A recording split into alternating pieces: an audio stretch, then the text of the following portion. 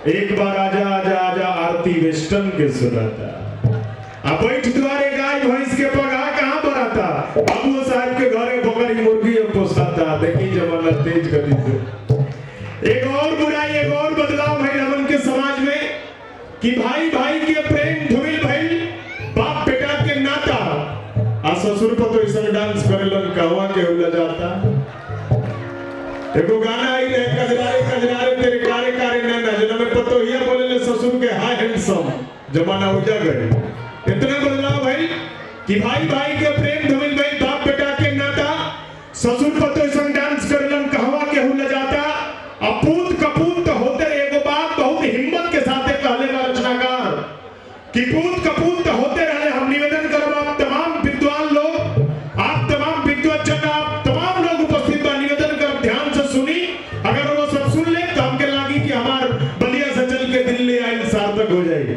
लिखा था ध्यान से सुना कि पूत कपूत होते रहे, अब माइयो हले कुमाता।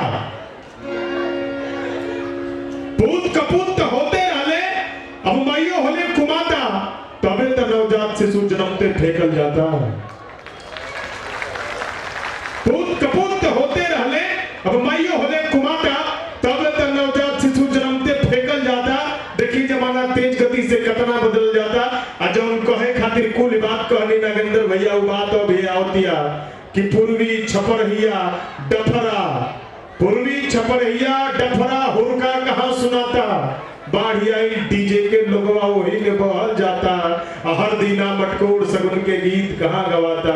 विजय बहादुर बिन मारो के कोर्ट मैरिज हो जाता। देखी जमाना तेज गति से कितना बदल जाता। आई अब हम गीत संगीत के तरफ चलो। अपना अपना वाद्य यंत्र के व्यवस्थित करने वाला भोजपुरी संगीत जगत के प्रख्यात वादक गण आप सबके बीच में एक पूर्वांचल का मंच के तत्वाधान में 11वां विश्व भोजपुरी सम्मेलन में सब उपस्थित बा। अभिनंदन बा, स्वागत बा। ई लोग देश ही ना देश के बाहर भी अनेकन देश में जाके अपन अपन गीत संगीत से अपना वादन से लोहा मनवौले बा। हम स्वागत करब अमित उपाध्याय जी तबला पर संगत कर रहा बने। रामाज्ञा भाई भोजपुरी संगीत जगत के प्रख्यात नाल वादक आप उपस्थित बानी, स्वागत अभिनंदन बा।